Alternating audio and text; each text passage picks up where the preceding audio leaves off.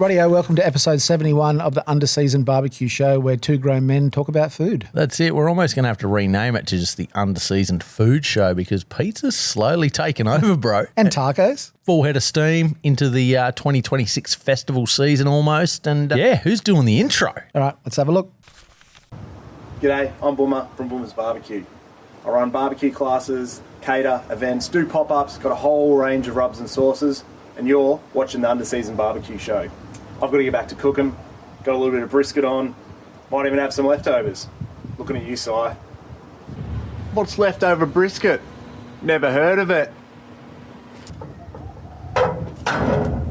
Damn it, not again, cut. It's an old Boomer fat fire at the end there. What a good sport. He's a champion. So that was Boomer. He is one of Australia's most well-known pit masters, and this is his whole hog pit. It can also be used as an indirect pit and also a direct heat grill, and it's mounted on a trailer with some epic old truck fenders, and it's based out of Melbourne in Australia, and he does a lot of classes and pop-ups. Really cool cat. He does a lot of everything. I mean, he's got a catering background, he's got a comp background, but I'm just really glad to see him parked very close to a fire truck. They must have known he was there. That's it. And if you go all the way back to episode 1, I think Boomer was our main feature in Fuck Up of the Week when we first started this thing. It was the first thing we ever talked about. Yeah, that's exactly right. So he's got a bit of an axe to grind, and he's probably going to put me in a headlock at Meat Stock Gippsland. I bet he's going to have some people walking around dressed as you. Probably, mate. But we love you, Boomer. It's all in good taste. And this guy's a trailblazer of the Aussie scene, that's for sure. The good thing about him is he really does know how to cook. He certainly does. I mean, I think he's even taken a step back now, and he might even be doing a butchery apprenticeship, but he's working at Kelly's Meats. Okay. Good butcher shop. Bloody oath. And they're doing a lot of low and slow pop-ups and that sort of thing. I think some Fridays you can call in and get a brisket roll and stuff like that. So, yeah, happy days. Rightio, moving on. What is in this episode? Righto, mate. So this week we're taking a bit of a stroll down memory lane, striking up a bit of that pizza nostalgia. And we've also got failed or nailed. All right, that's my favourite. Fucking oath. Rightio, let's move on. I've got a second intro for us this week. Are you ready? What a tease. A double delight. Rightio, hang on to this one. So, I am the pit specialist from the great state of South Carolina by way of Houston, Texas. And you guys are watching Underseason Barbecue. Now, follow the smoke. Let's go, pit crew. Let's go. Follow the smoke, baby. What a fucking legend. So, he says, I'm Willie, pit specialist, and I'm from South Carolina, but moved to Houston, Texas when I retired from the Army. I'm a self-taught backyard guy, and I've been cooking since 2020, so not that long. No, not that long at all. I restarted my social media in June 2025 after a 5-year break. To be honest, I think everyone should do that at some point, right? Just unplug from social media. Yeah. I think it's good for you. But he says since June, I have gained over 20 million views of my content between Reddit, TikTok, and YouTube, and I am the leader of the pit crew. Hell yeah, baby. Leading from the front. So the pit crew is just a group of guys and girls that love all things barbecue. I'm excited to see where my passion for barbecue takes me. Hell yeah. Where do we sign up? What a champion. You. He says, follow the smoke.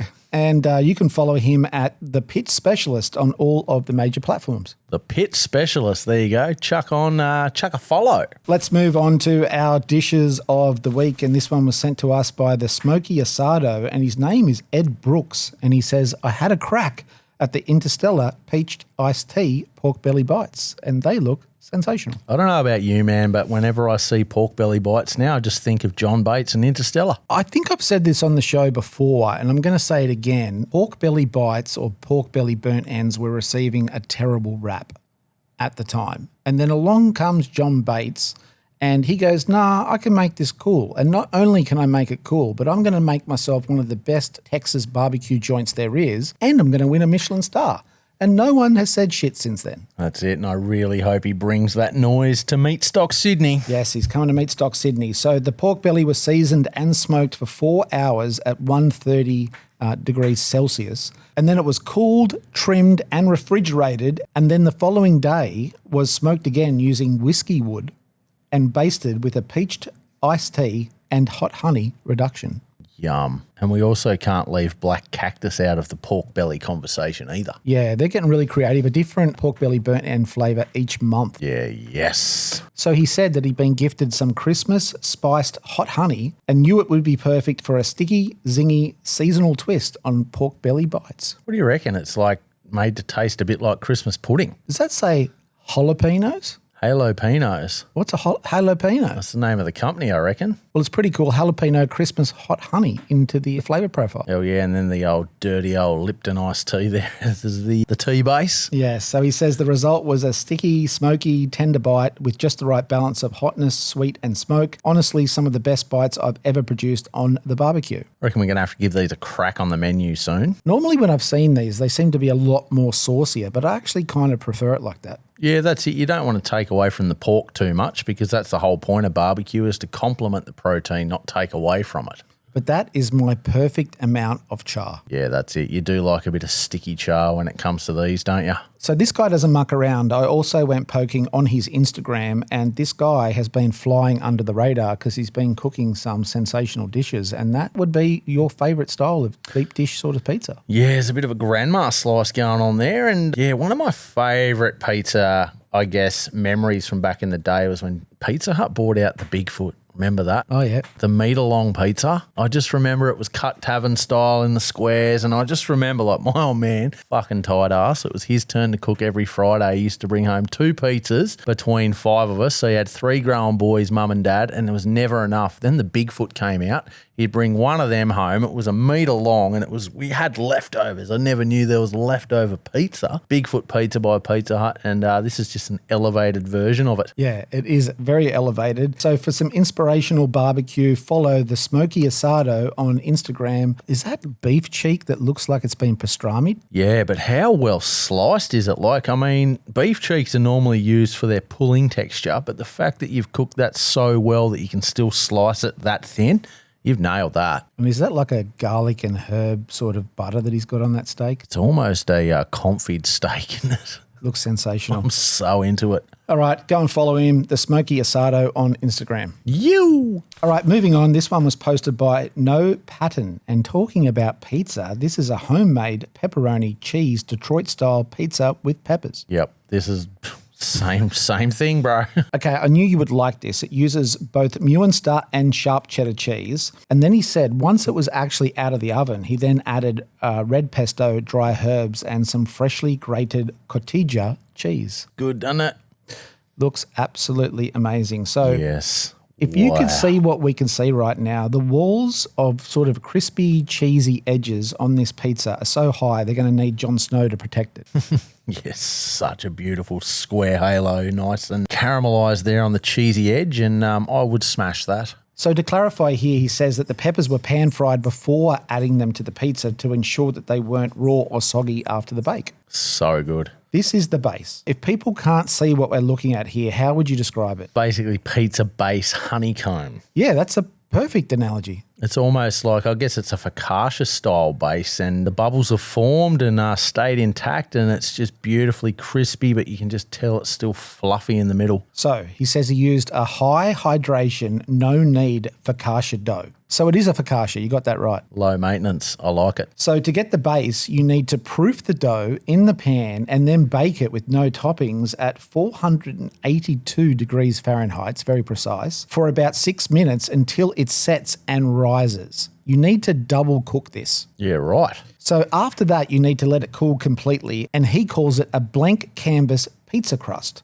You can even freeze them to have pizza bases ready for later. I like the sound of that. So he's literally batch making all these bases and then freezing them. You can pull them out whenever you want. You know, half the reason why I don't make as much pizza at home is because it's such a pain in the ass to plan for pizza 48 hours or 24 hours before you got to cook them. I'm in the same boat there. So Detroit pizza is so thick that most often the toppings will burn before the bread cooks all the way through. So by baking it first, the middle is still fluffy and cooked before adding the heavy toppings and then kind of finishing it off. It almost falls in the category of that meme too, where it says, I couldn't be bothered paying $30 for pizza, so I spent $70 on ingredients and made my own at home.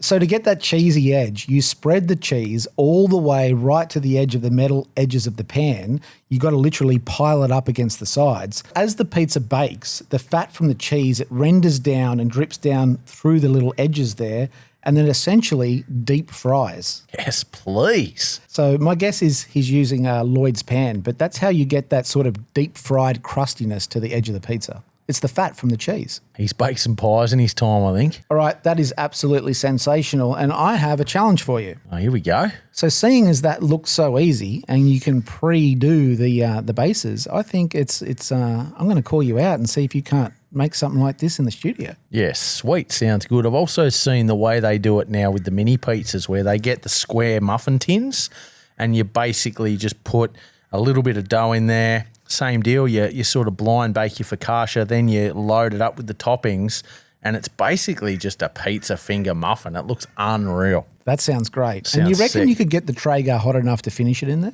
I'll bring the Gosney, mate. Gosney. Okay. Done. Game on. No pressure. Next. First, there was the blooming onion, and now we have the blooming spam. Wood smash. It was posted by a long shot. A long shot. I like your ability to think outside the box, mate. But yeah, just pull a few of those fingers out and nice little dipping sauce. So there's a bit of a skill to this, and he sprinkled some paprika and garlic powder and then put it in the smoker at 240 degrees Fahrenheit for about 2.5 hours. Awesome. Now, he said the secret is to use the low-sodium spam and to lay some kebab sticks down next to the meat so that when you cut through the spam, it doesn't cut all the way through. Yeah, that's the old trick with the Hasselback spuds too. You put a stick either side so your knife doesn't go all the way through. And that way it blooms. Drop it in the deep fryer. Smoked fried spam, mate. It could be a new thing. So we did some chicken wings not that long ago where you smoked and fried them, and you reckon that the spam should be smoked and fried too? Oh, I mean, mate, you're already going down the avenue of being totally. I mean, is spam even food anymore? So you may as well deep fry it. You going to put on the menu? Oh, I might do. Second one? I reckon. I'm a little bit more health conscious these days. I've got my little app where you scan all the barcodes, mate, and it gives you a good reading of where it sits on a nutritional and health scale. Well, I'll make a bet with you. The new ones use AI, so you can take a picture and it can analyse your food and roughly estimate what your calories are. I bet you AI can't tell what the fuck that is. That's it. I couldn't care less about calories, mate. I'm all about additives and junk myself. Right, so spam's out. Oh, I hate to say it, but yeah, spam's out. They've just released a report about the new list of carcinogenics. Deli ham, Devon, they reckon they're as bad as asbestos. Yeah, but I've been eating it all my fucking life, and That's look at me, it. I'm a specimen. You're a picture of health, mate. I'm doing all right for 32. Bloody oath you are, mate. You don't look a day over 90. All right, let's move on to failed or nailed. Cha-cha-cha. We don't even have the buttons you push. We just do it ourselves. We do, but we just don't know how to use it. I'm scared to press anything on this fucking board. Hit me with this one. Oh, look, it's still got to be nailed. It's still edible. Is it? Fuck, it's in the middle. It's in the grey area. Tell me right now, is it cooked or not cooked? Well, it looks to be like an attempt at lamb bacon. And yes, it's cooked, but it's cold. So it was posted by Christo Nell, and he titled it, Happy with the End Result. Yeah, fuck. Come on, make a call. I'm going to stick with nailed. All right. Michelle Fleming in the comments said, I'd never seen something that's so overdone and yet so underdone all at the same time, but that's okay because you coated it in birdseed. Look, I think it's cooked well and then you just let it to go cold to slice it. Brent Williams in the comments said, ignore the positive comments. Fuck you, Brent. It does look like he's dropped it on the ground after he's mowed the lawn. Yeah, bloody oath. And then he's put it back in the smoker to burn the clippings. But that meat on the inside is really throwing me. Yeah, it's like got a fat seam through the eye, doesn't it? Really weird. Okay, next. Oh, it's looks like Centrelink sushi. Yeah, we'll go nailed. Rightio, it was posted by Jam Brown, and these are mashed potato wrapped hot dogs. Totally.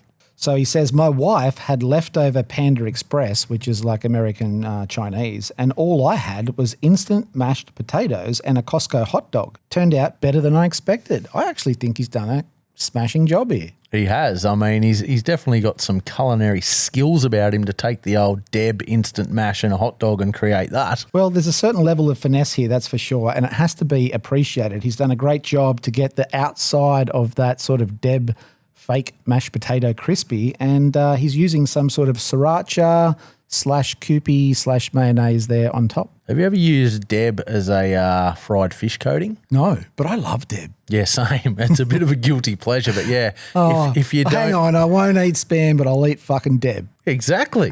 I will eat Spam. It's just on the list. It's on the naughty list. But no, like there was a trend going around back in the days, or I don't know if it made it up here, but in Tassie, whenever you'd catch yourself a bit of flathead or something like that, you'd put the fillets in the, you'd go flour, egg, and instead of breadcrumbs, you just put it in the Deb, and it used to flake up beautifully. Nice. Yeah. So and it's then, like a powdered mashed potato. Pretty much, yeah. It's like a crystallised mashed potato. I love it. So creamy. Yeah, it's cheating. Is it failed or nailed? It's What was nailed. it? It's nailed. All right, let's move on. Quick draw McGraw on this one. Oh, look, I'm a fan of broccoli, but that's failed. Yeah, nah. Just do less. So this one was posted by Dawnzilla, and they said, I made the broccoli monstrosity. I used my own recipe for meatloaf using 2 eggs and a box of turkey stuffing mix. This is a whole broccoli wrapped in the meatloaf, and then it looks like it's been cooked in the oven. It's almost like a prank Scotch egg, isn't it? There's no egg yolk reveal. No. If you cut that, like, imagine if you went to, say, for example, a couple of weeks ago, Big Don's had the Scotch eggs on the menu. Imagine bringing one of these home, getting ready for the yolk reveal, bang, broccoli. You got punked. Yeah, punked. To make things worse, they said some of the beef was medium rare and the whole thing should have stayed in the oven for about another 15 minutes. Broccoli wasn't soft enough either, so they just microwaved it for a bit. Well, fuck, if the beef's medium rare, the broccoli ain't going to be cooked. So let's not even talk about the hair on the broccoli either. I've never zoomed in that close to broccoli and realised it resembles sperm. It does, doesn't it? Still love you, broccoli. Right. Well, you are the broccoli king of Australia, aren't you? Oh, apparently. You've been. I can't believe the Broccoli Farmers Association of Australia hasn't knocked down your door yet. Yeah, come on. Sponsor the show, guys. Broccoli farmers. I mean, come on. Disappointing. Yeah, that's it. All right, let's move on to talking points now. I know you don't like cheese, but if you did, what would you do with this? I'd drop kick it down the hall. You'd bin it? No, I wouldn't bin it. I mean, I don't like cheese, and if I was cutting it up for my kids, I'd still just lop that mouldy bit off. Right, so it was posted by CK Ron, and they said, are you a corner cutter or a block tosser? And what we're looking at here is a block of cheese, and the edges have got a bit of mould on them now. Yeah, I think I've seen something similar to this, and it sort of tells you what to do with certain things that are mouldy. Yeah, but for me, I'd just be cutting away the mould and still serving it.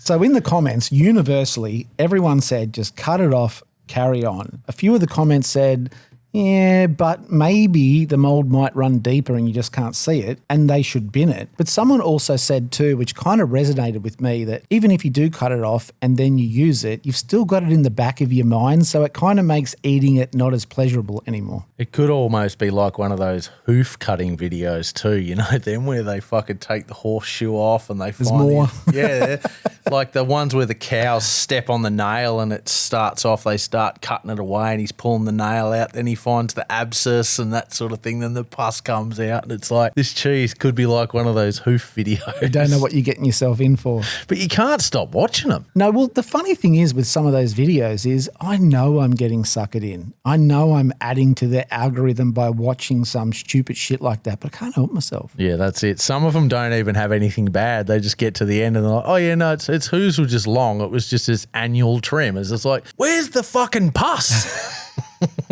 All right, so this particular cheese looks like a Colby Jack cheese, and for the record, I went looking, the USDA and the Mayo Clinic say that because it's a semi-hard cheese, and if you cut it 1 inch around the mould, you can still keep it, but make sure you keep your knife away from the mould itself so that you don't accidentally seed it onto the rest of the cheese with the spores. And then they say that don't use the original packaging, put it in some fresh cling film. Yeah, but aren't some cheeses like grown in mould anyway? Yeah, but I think it depends on the type of mold. Yeah, that's it. That's pretty fucking horrible black mould there. You probably get some good asthma out of that. So if it was a soft cheese, apparently like a brie or a mozzarella or a cream cheese, you need to chuck it. Yeah, I reckon. So it's only because it's like a harder sort of style cheese. But for the record, CK Ron cut off the edges, saved the cheese, and he used it in a very tasty chicken quesadilla. Or you could just take it back to the supermarket and try and make it their problem. Let's give it back. So you bought it yesterday. like that. Yeah, exactly. All right, moving on. Do you know who this guy? Oh, you must know who he is. You've got all his gear on. Who is it?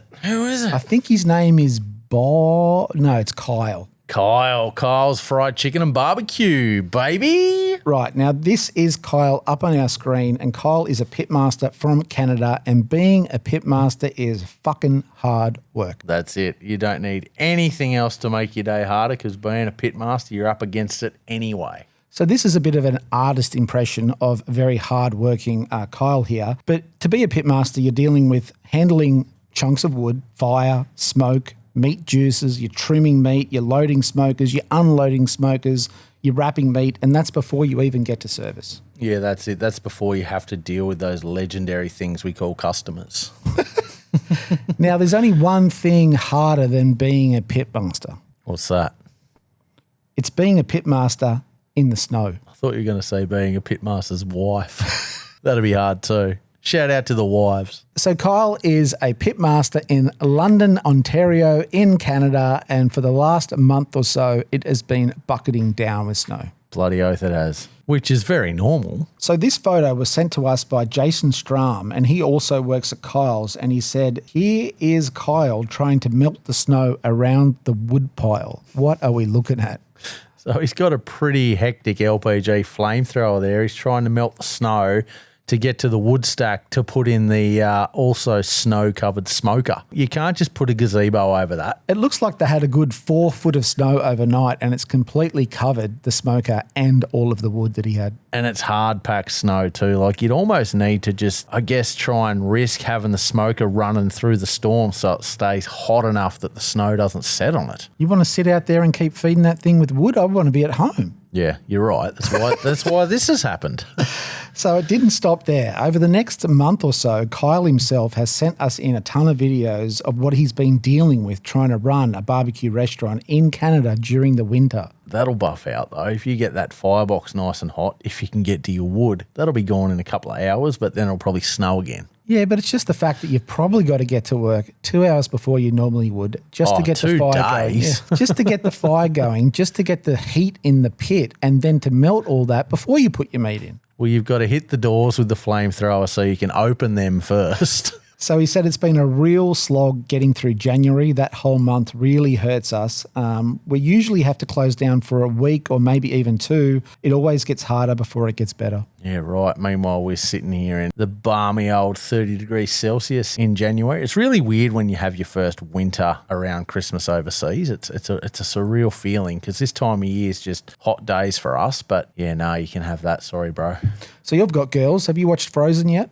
Oh, the question is, how many times have you watched Frozen today? I think I can't count anymore. So it looks like Elsa here has come out to help Kyle smoke some meat. Yeah, helping, not helping.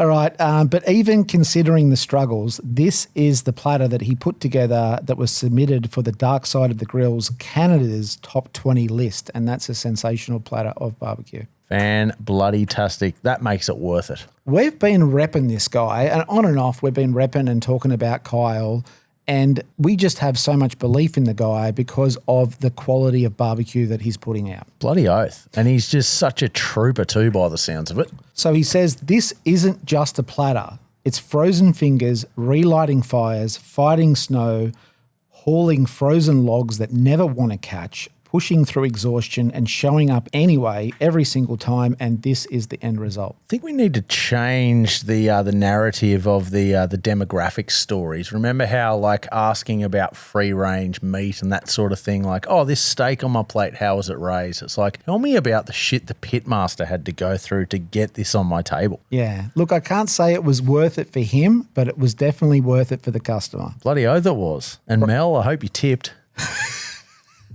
Let's find out. That's it. Ring him. All right. So there's a point to this whole story, and that is when the weather is miserable, small businesses just like Kyle's are often losing much needed revenue. So if they are tough enough to cook through the cold, then be kind enough to show up for the barbecue. That's it. If you're in driving distance or sort of day trip distance from any barbecue joint that might be doing it tough, load the kids, the fam up in the car, go for a day trip and help the guys out. So now Jason, he also sent us this video and he says our direct fire pit has arrived.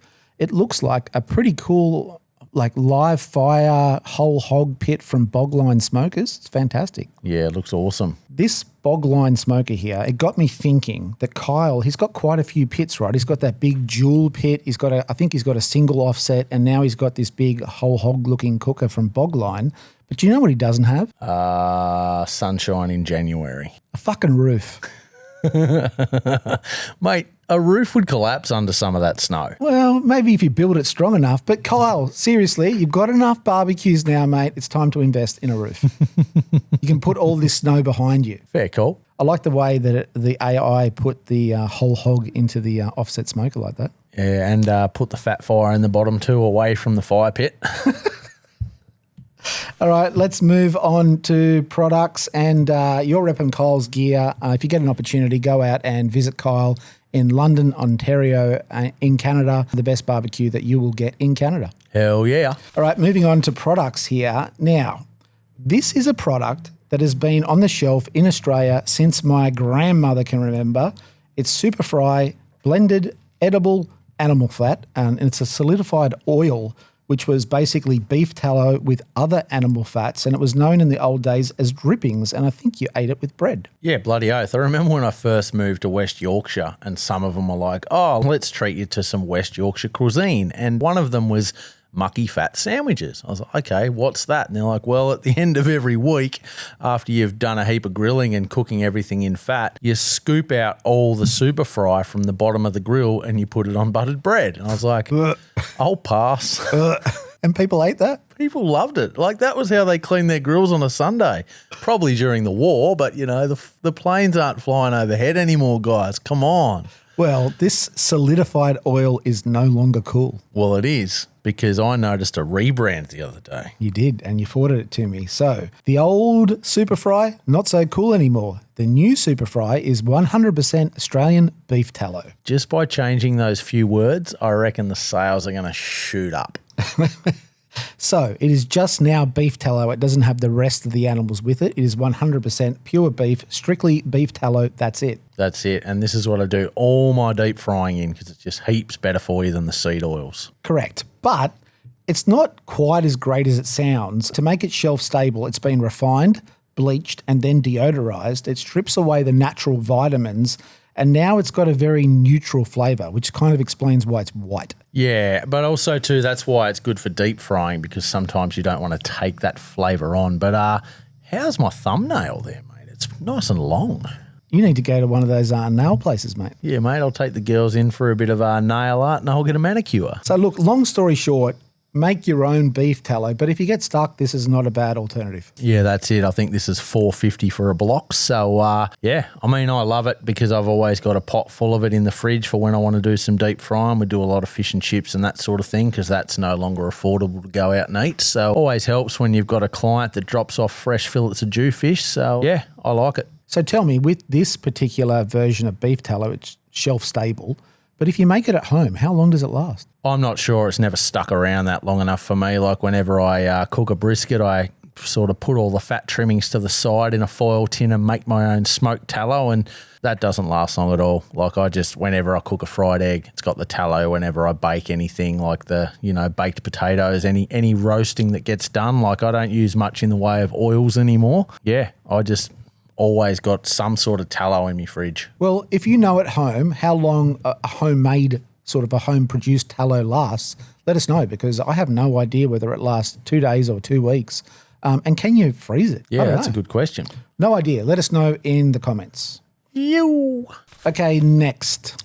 Righto, these were actually sent to me, and to be completely honest, I don't know too much about them, apart from the fact that a good friend of mine and a fellow artist, Grizz, he works in the mines, I believe, with this fella, and tried some of his hot sauce and said, mate, can you give me some sauces? I'll send them to my mate Sigh, and we'll put them on the barbecue show. So he sent them through and, received 3 beautiful hot sauces there. We've got the mango sweet chili, the Kansas City fire, and the buffalo sauce.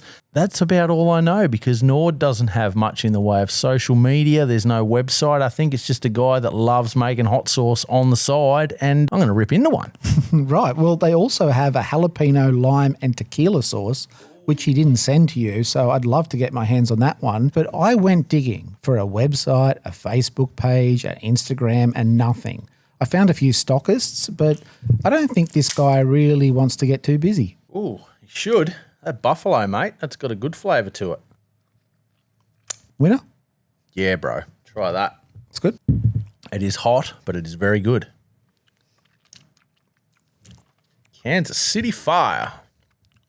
Yeah, she's got some heat to it. I don't think he's got a heat scale on his bottles, does he? Nords, if you want some, well, we don't even know where to send you. Fear factor, 8 out of 10, right-hand side of the label. What's that one? That's amazing. That's got a real good flavour. All right, Nords, we have no idea where you go to buy some, but it just says on the side of the bottle, made by Nord. That's it. No address, no phone number, no website. Nord's hot sauce. Feel the burn. Kansas City Fire. Made by Nord. No info. Exclusive. Rightio, let's move on with the show. Now, I've got a bit of a new segment here, and we wouldn't normally do this, but this guy has been sending us quite a lot of stuff in our DMs, and I thought I'd share it because it looks like some exceptional butchery. So we're going to do a bit of a new segment called Meet the Butcher. Yes, not an ongoing segment. Send all butcher profiles to hamish@themeatgamepodcast.com. But until then, for now, this photo was sent in to us by Pete the Butcher, and his name is Peter Smith, and he's a butcher based in the UK, and he says, "This is my Thor's hammer," and he says, "Knowing where my food comes from makes it taste better."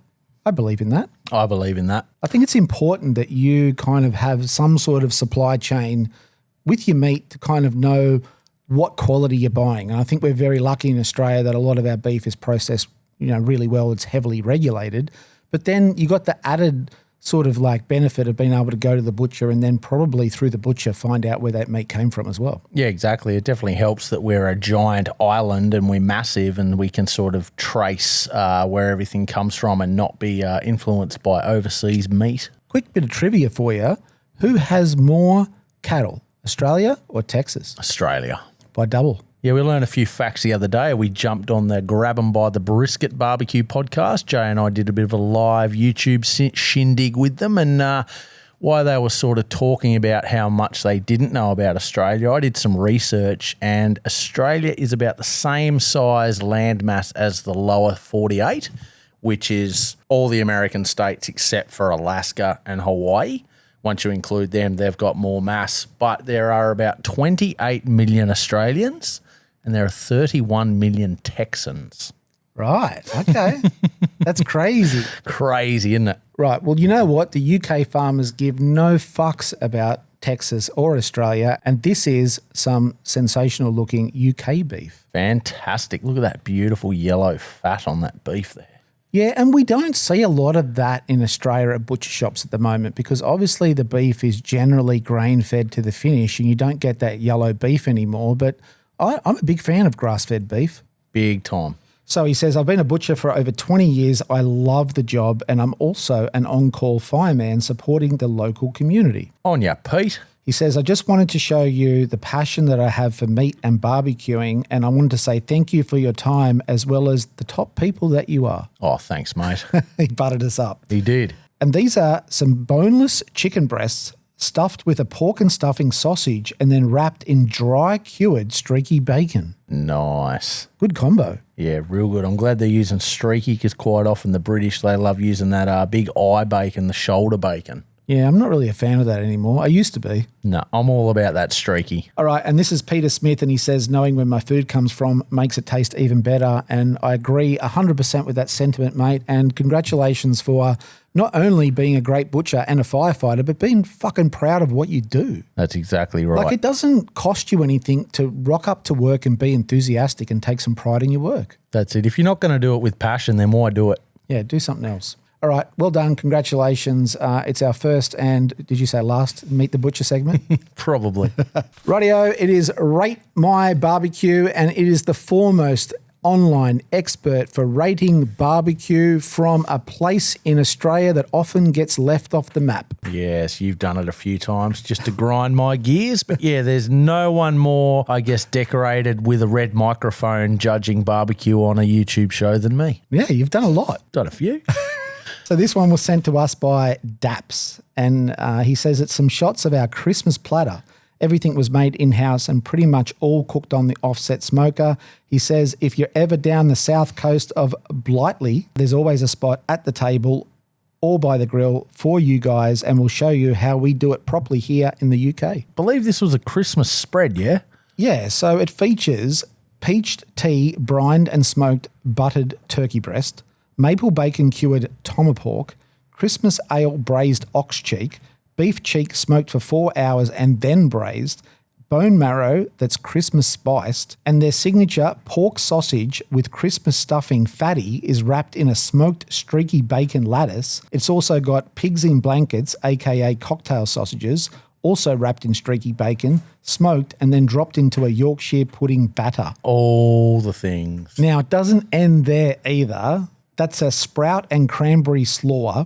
It has hot honey parsnip chips, beef fat and orange confit carrots, and a port and cranberry 5-spice barbecue sauce and a side of gravy. There's a bit going on. Can you just stop and appreciate the word salad that I just spat out then, but also, too, the amount of detail and effort that has gone into this platter? And I don't think these guys are pros either. Like, these guys are doing this as their passion and a bit of a side hustle. Well, more on that later, but you need to give it a score. Oh, Jesus. We're in foreign territory here. This is almost British roast Christmas platter. But look, it's sensational. We're going to go up and we're in the high 8s again, mate. We're going to go on 8.7.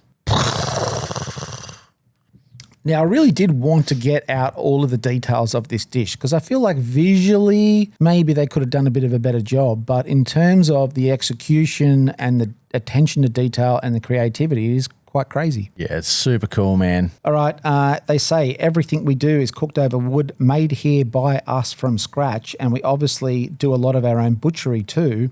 Rubs, sauces, pickles, everything from the ground up. No shortcuts. Stay lit, keep it smoky. We are DAP boys. You up the daps. So these are the Daps lads, and it's a duo of the Smoking Corpse, aka Theo, and Crispy Eats, aka Chris. Now, Theo was a butcher for 10 years, thus doing all the butchery, and Chris has been a professional chef for most of his life, and they met on Instagram at a group cookout, and things have grown from there. Hell yeah, they have. They offer private catering, event catering, pop-ups, supper clubs and pickups. We don't have a permanent bricks and mortar because hospitality in the UK is fucked. Mm-hmm. I've been hearing that a lot lately. Very much so. You can follow them at We Are Daps or individually at The Smoking Corpse and Crispy Eats. Hell yeah, boys. You. Now, what we're looking at here too is like a Volkswagen Transporter. It's a dual cab and he's got a pretty sizable colour-matched pit on the back. Yeah, I don't know if that stays on there permanently, but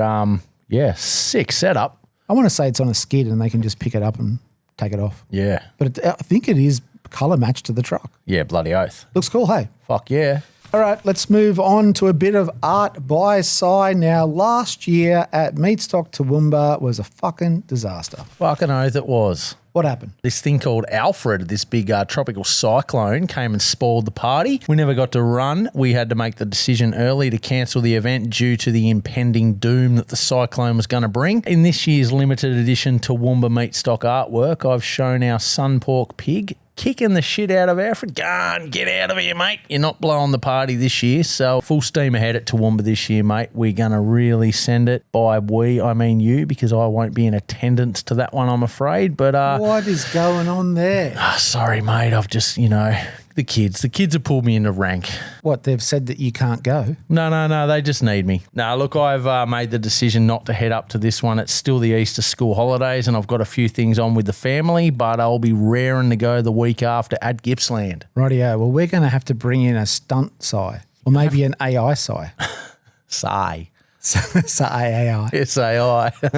All right. Well, it's a cracking design. It's absolutely awesome. If you want one of these shirts, you need to get yourself to Meat Stock Toowoomba. Line up early. I don't think they're going to last. No, you got to line up early and stay in the queue, buy some jerky, eat it while you're getting to the front of the queue. And these things always go really quick and always perfectly hand screen printed too. None of this DTF stuff. Yeah, full colour, only available at the event. Perfect. All right. Let's move on to the dish of the week. Yeah, this is a cracker, this one. Talk me through what the hell this is. Well, I don't actually know because I only saw this video on Instagram. I don't know too much about the guy, but he's basically coated fresh prawns in prawn crackers and then deep fried them. So we're going to do the same. I have not tested these yet. I'm a bit worried this could be a catfish because if you read the box of the prawn crackers, it says only cook for 10 seconds, don't let them burn. Now, my science ain't great, but 10 seconds in a deep fryer is not long enough to cook a prawn. So hopefully these things, I mean, he's used the infrared camera there to show that it's cooked all the way through. But yeah, we're going to give these a crack. So we've got some beautiful shelled raw tiger prawns. We're going to coat them in an egg wash and the prawn cracker mix. And then we're going to deep fry them and see how we go. Okay, let's bring it out and see what you've got here. Let's see how you replicated this recipe.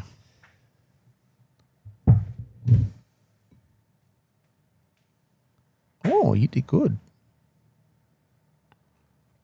Okay, so whose recipe is this? I believe, and I'm going to butcher his name is Andrei Mayosed. I think he's Russian. Yeah, I was a bit dubious because when I read the back of the prawn crackers, it said cook them for about 10 seconds and usually need a bit longer than that to cook a prawn. But yeah, I mean, these cooked till the prawns were, over 65 internal, which is safe, and we haven't burned them, but let's give it a bit of a barbecue twist. Yeah, so I'm going to get the stunt cam out here again. So you've stolen this recipe, but we're going to make it our own a little bit by putting a bit of a seafood rub on it. That's it. And, those prawn chips, they're going to really take on this. These are fresh out of the fryer too, so be careful. And we've got a bit of a Korean-style barbecue sauce going on there too. All right. There's only one thing left to do, mate. That's cheers your food and see how we went. I'm going to go a dry one first. Cha-cha. Cheers.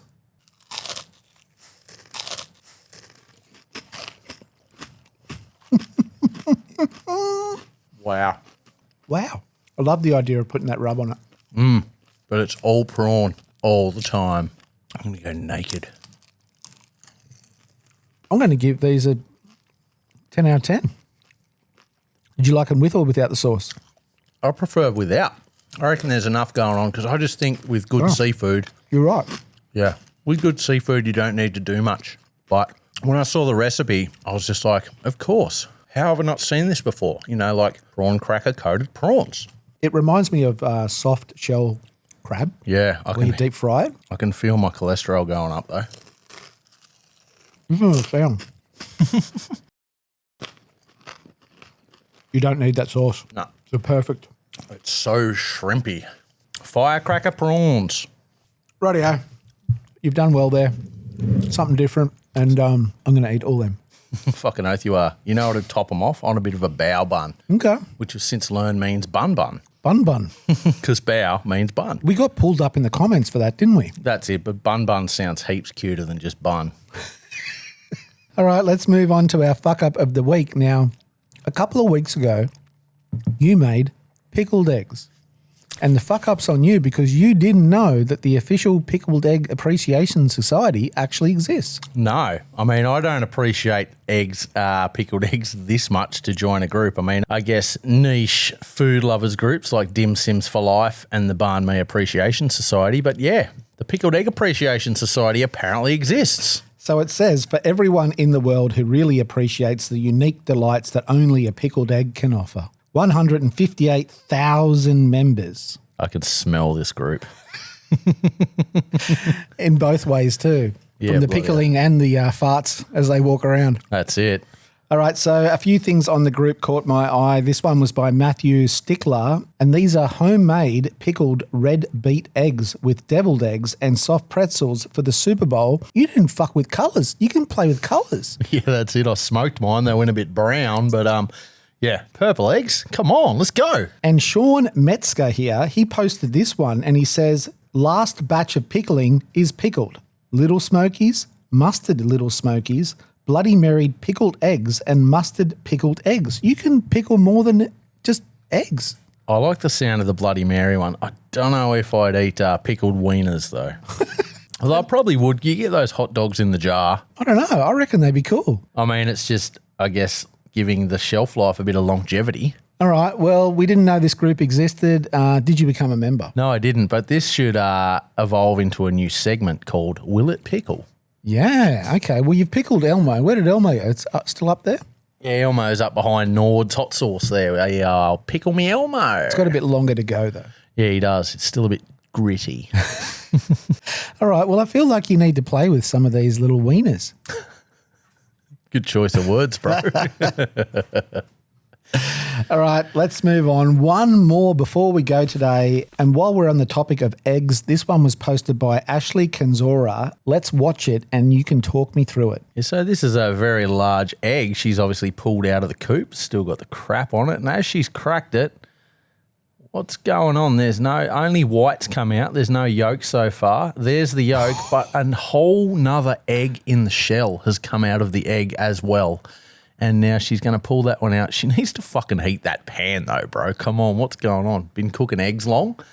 But well, I don't think she was. What she said in the comments was she was just illustrating what she thought might happen. She wasn't planning on cooking the eggs. That's why she didn't clean the egg, and she wasn't planning on cooking them. She just wanted to illustrate what the hell was inside this big egg. That's what she said. Yeah, right. So she said, "Holy moly, no one would believe it if it wasn't recorded. There is an egg within an egg." And the yolk of the original egg. Yeah, that's it. So there's two eggs, like two complete separate eggs. But how does that happen? Like two shells, two yolks, two whites. Crazy. Do you know what no one's thinking about? What? The poor chicken that had to fucking push this out. It's a double-sized egg.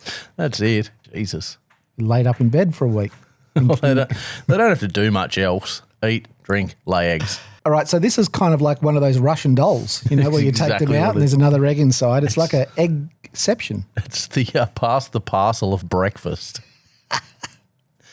All right, that's it. Episode 71. We are starting to get towards the pointy end of the 100 goal that we have. Yeah, that's it. The pressure will be off once we hit the 100, but we'll see where we go from there. But yeah, 71, run and done, mate. Yeah, I mean, I think it's almost the end of February already. Things are about to start shaping up very fast for the barbecue season. Well, for meat stock in Australia especially, right? Well and truly. The irony is the day we filmed this, we should have been getting on a plane to go to New Zealand, but we pulled the pin on that one early and focusing on 3 big dates in Australia. And we just got announced that meat stock in Sydney, Toowoomba and Gippsland is now a host event for the $1 million World Barbecue Cup in Las Vegas in 2027. That's it. And those 3 meat stocks, they're the only 3 ways you can make that championship. Is that right? Now, in Australia, I think there's also the ABA, might be the Open or the Invitational that probably gets you a Guernsey as well, but there's not many opportunities. So we're lucky enough that Meat Stock has got that privilege. So if you are competing at Meat Stock and you do win, you get qualified to go to Las Vegas and compete for $1 million. $1 million US too, so that's real money. Crazy money. All right, let's wrap this one up. I'm going to eat the rest of those shrimp. Fucking oath you are. I've got a bit of a head spin from all the fat. But yeah, like, subscribe, buy some merch, do all the things, get your tickets to Meat Stock, and we'll see you next Tuesday. See ya.